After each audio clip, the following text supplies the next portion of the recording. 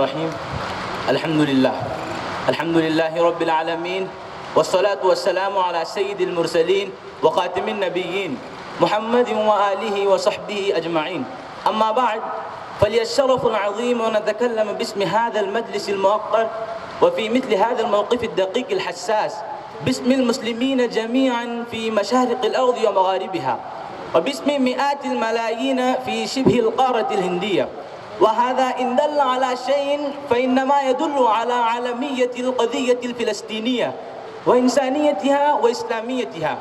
إنني في هذه الساعة المتأخرة لا أريد أن أطيل عليكم وأن أشق عليكم، إنما أقتصر على دعاء في هذه الساعة المباركة الميمونة وفي رحاب بيت الحرام البيت العتيق، وبمحضر مجاهد جليل في سبيل القدس، في سبيل المسجد الأقصى القبلة الأولى وثالث الحرمين. أقتصر على دعاء واحد، وهو أن يقيد الله لفلسطين، بل للمسلمين جميعا، بل للإسلام صلاح الدين أيوبي الثاني. وإن كانت حكمة الله تبارك وتعالى ورحمته اقتضت أن تختار من بين الأكراد كرديا يتوارى نسبه بعد 43 وسائد في ظلمات الجاهلية لأنه قد أسلم أباه قريبا وإنه لم يكن عريقا في الإسلام، فكيف لا تقتضي حكمة الله تبارك وتعالى أن يختار عربيا سميما ومسلما سليما مجاهدا في سبيل الله ينحدر من أصول عربية إسلامية عريقة في القدم؟ كيف لا تقتضي حكمة الله تبارك وتعالى أن يختار من بين العرب ومن بين المسلمين صلاح الدين أيوبي الثاني؟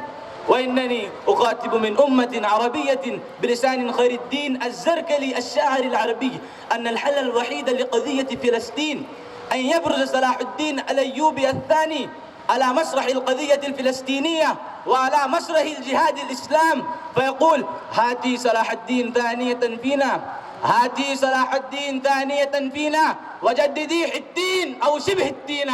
ماذا كان سر صلاح الدين أيوبي؟ هاتي صلاح الدين ثانية فينا وجددي أيتها الأمة العربية المسلمة، وجددي أيتها الأمة العربية المسلمة، وجددي الدين أو شبه الدين. ماذا كان سر صلاح الدين أيوبي؟ إنما كان سر إنه كان مسلما مؤمنا محمديا لا يعرف غير لغة القرآن، ولا يعرف غير لغة الإيمان، ولا يعرف غير لغة الحنان.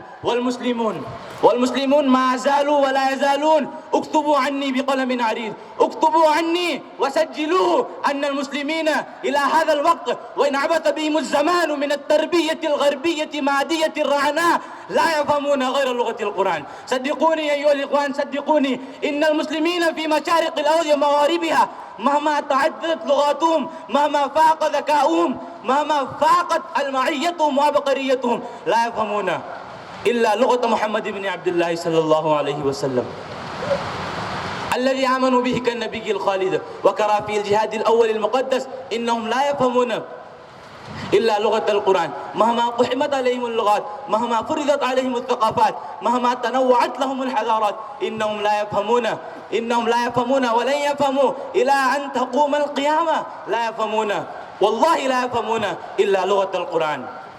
خاطب المسلمين بلغة القرآن أيها الإخوان، لا بلغة السياسة. خاطب المسلمين بالمصطلحات القرآنية، خاطب المسلمين وأثير فيهم الحنان والإيمان بكلمة الجهاد، بكلمة الشهادة في سبيل الله، بكلمة الحنين إلى الشهادة. إنهم لا يزالون يحسنون فهم لغة القرآن.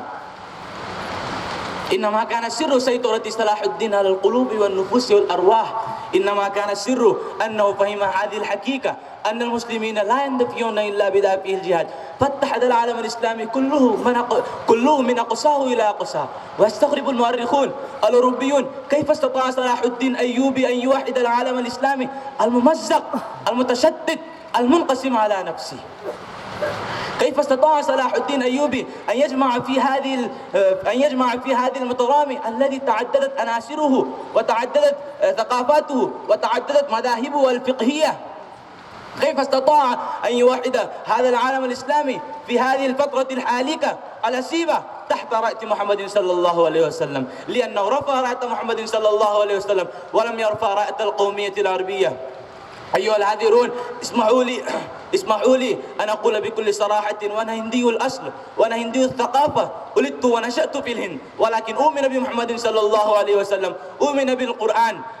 هنالك قلوب تعد بالملايين وتهفو إليكم وتصفو إليكم وتهونوا على أنفسكم. إن وراءكم أيها الإخوان قلوبا مؤمنة لا يعرف مدى إخلاصها إلا الله تبارك وتعالى، قلوبا مؤمنة، قلوبا مخلصة، قلوبا صادقة، لا تعرف لغة السياسة، لا تعرف اللباقة، إنما تعرف الإيمان، إنما تعرف الحنان، إنما تعرف لغة القرآن. أنتم تملكون أكبر ثروة، أنتم تملكون أكبر ثروة، لا تملكها أمريكا، والله لا تملكها أمريكا، والله لا تملكها روسيا. تلك ثروة الإيمان، تلك ثروة الإيمان الدافقة، تلك ثروة الإيمان التي استطاعت أن تظهر العالم كله، وأن تكون حضارة، وأن تكون حضارة، وأن تكون دولة من أكبر الدول إمبراطورية، وأن تستطيع الحمد لله في هذا الوقت. وأقول إن هذه الثروة موجودة، لكنها تحتاج إلى إثارة، تحتاج إلى تحريك صادق مؤمن، وفيكم الأمل. إنني أرجو الله أن يستخدمكم في سبيل هذه القضية، أن يجعل منكم صلاح الدين أيوبي الآخر. وأقول لكم اذكروا قول الله تعالى: ولا تهنوا في ابتغاء القوم تكونوا تألمون فإنهم يألمون كما تألمون وترجون من الله ما لا يرجون. هذه ميزتكم.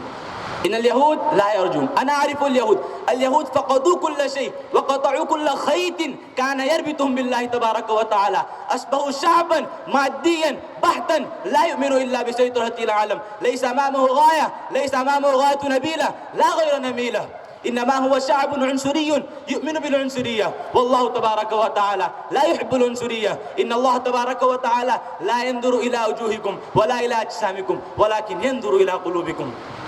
وأنتم تملكون ولا تزالون تملكون هذه الثروة وترجون من الله ما لا يرجون. مدوا واستمدوا هذه القوة وأثيروا هذا الدفين الكامن، هذا الكنز الخفي المدفون الذي لا يزال في صدور ذملائكم. يا إخواني، ترجون من الله ما لا يرجون اليهود، فلماذا تهنون؟ لا تهنوا ولا تحزنوا وأنتم الأعلون إن كنتم مؤمنين. هذه كلمة أخلكم في الله، أخلكم في الدين، أخلكم في الإسلام. لا يربطه بكم إلا الخيط الإيماني الرباني النوراني الذي انمثق من هذا البلد، ولا يزال لامعا، ولا يزال بازغا، ولا يزال منيرا للقلوب والنفوس والأرواح، يبدد ظلمات الجاهلية، ظلمات المادية، ظلمات الأمريكية، ظلمات السوفيتية. إننا نحن المسلمين الحمد لله أغنى من كل وأقوى من كل تاريخنا طاهر، تاريخنا نزيه، لم تتلوث أيدينا ولا أجسامنا بدماء الأبرياء أبدا.